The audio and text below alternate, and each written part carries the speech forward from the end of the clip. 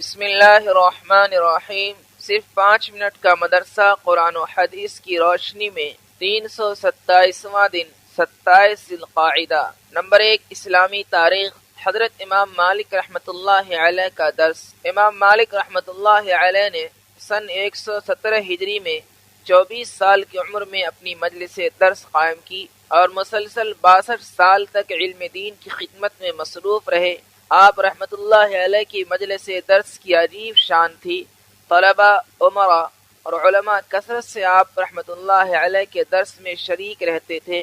ان کی حکومت لوگوں کے دلوں پر تھی، یہاں تک کہ بادشاہ بھی ان کے آستانے پر حاضر ہوتے تھے۔ ایک مرتبہ خلیفہ ہارون رشید رحمت اللہ علیہ مدینہ آئے تو امام صاحب سے معطا سننے کی خواہش کی۔ امام صاحب رحمت اللہ علیہ نے کہا، کل کا دن اس کے لیے ہے۔ ہارون رشید یہ سمجھا کہ وہ ہمارے دربار میں آئیں گے، مگر امام صاحب رحمت اللہ علیہ حسب دستور اپنی ہی مجلس میں رہے اور دربار نہ گئے۔ ہارون رشید نے وجہ پوچھی تو فرمایا، علم کے پاس لوگ آتے ہیں، لوگوں کے پاس علم نہیں جاتا۔ ہارون رشید نے کہا، عام لوگوں کو باہر کر دیجئے۔ آپ رحمت اللہ علیہ نے فرمایا، میں ایک آدمی کے فائدے کے لیے ہزاروں کا نقصان نہیں کر سکتا۔ نمبر 2، اللہ کی قدرت۔ آنکھوں میں اللہ کی قدرت۔ آنکھ اللہ کی بہت بڑی نعمت ہے۔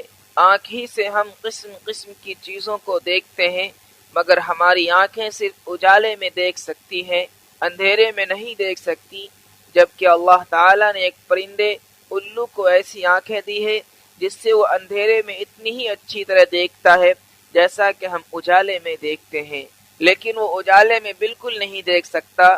یہ اللہ تعالیٰ کی قدرت ہے جس نے ہمیں اجالے میں دیکھنے کی طاقت دی اور اسی کو اندھیرے میں دیکھنے کی طاقت دی۔ نمبر 3، ایک فرض کے بارے میں، نماز میں امام کی پیروی کرنا۔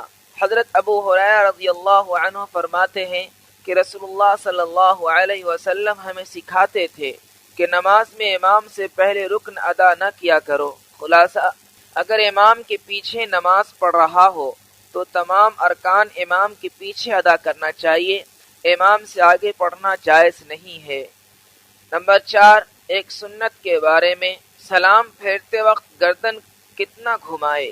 رسول اللہ صلی اللہ علیہ وسلم نماز میں دائیں اور بائیں جانب سلام پھیرتے ہوئے اتنا گردن کو گھماتے کہ آپ کے رخسار مبارک کی سفیدی نظر آ جاتی۔ نمبر 5، ایک اہم عمل کی فضیلت، حاجی کو خوشخبری۔ رسول اللہ صلی اللہ علیہ وسلم نے فرمایا، حاجی جب بھی اللہ تعالیٰ کی تسبیح اور تکبیر بیان کرتا ہے تو اس پر اس کو بشارت سنائی جاتی ہے۔ نمبر 6، ایک گناہ کے بارے میں، تصویر بنانے والے کی سزا۔ رسول اللہ صلی اللہ علیہ وسلم نے فرمایا، قیامت کے دن اللہ کے نزدیک سب سے زیادہ سخت عذاب تصویر بنانے والوں کو ہوگا۔ نمبر 7، دنیا کے بارے میں، دنیا ہی کو مقصد بنا لینے کا نقصان۔ رسول اللہ صلی اللہ علیہ وسلم نے فرمایا، جس کا مقصد دنیا بن جائے تو اللہ تعالیٰ اس کے معاملات کو بکھیر دیتا ہے اور اس کی غربت اور محتاجگی کو اس کی آنکھوں کے سامنے کر دیتا ہے، جس سے وہ ہمیشہ ڈرتا رہتا ہے، اور اس کو دنیا اتنی ہی ملتی ہے جتنا اس کے مقدر میں ہے۔ اور جس آدمی کا مقصد آخرت ہو تو اللہ تعالیٰ اس کے کاموں کو سمیٹ دیتے ہیں اور اس کے دل کو غنی یعنی مطمئن کر دیتے ہیں، اور دنیا اس کے پاس ذلیل ہو کر آتی ہے۔ نمبر 8، آخرت کے بارے میں، دائنے ہاتھ میں اعمال نامے والے۔ قرآن میں اللہ تعالیٰ فرماتا ہے، اے انسان، تو اپنے رب کے پاس جانے تک عمل کرنے کی پوری کوشش کر رہا ہے اور تجھے اس عمل کا بدلہ ملنے والا ہے، تو جس کا نام اعمال دائنے ہاتھ میں دیا گیا اس سے آسان حساب لیا جائے گا، وہ اپنے گھر والوں کے پاس خوش ہو کر لوٹے گا۔ نمبر 9، طب نبوی سے علاج، مہندی سے علاج۔ رسول اللہ صلی اللہ علیہ وسلم نے فرمایا، مہندی کا خضاب لگاؤ کیونکہ یہ تمہاری جوانی، حسن و جمال اور مردانہ قوت کو بڑھاتی ہے۔ نمبر 10، قرآن کی نصیحت۔ قرآن میں اللہ تعالیٰ فرماتا ہے، اے ایمان والو، تم اللہ اور اس کے رسول کے آگے بڑھ کر بات مت کرو اور اللہ تعالیٰ سے ڈرتے رہو، بے شک اللہ تمہاری باتوں کو سننے والا اور کاموں کو جاننے والا ہے۔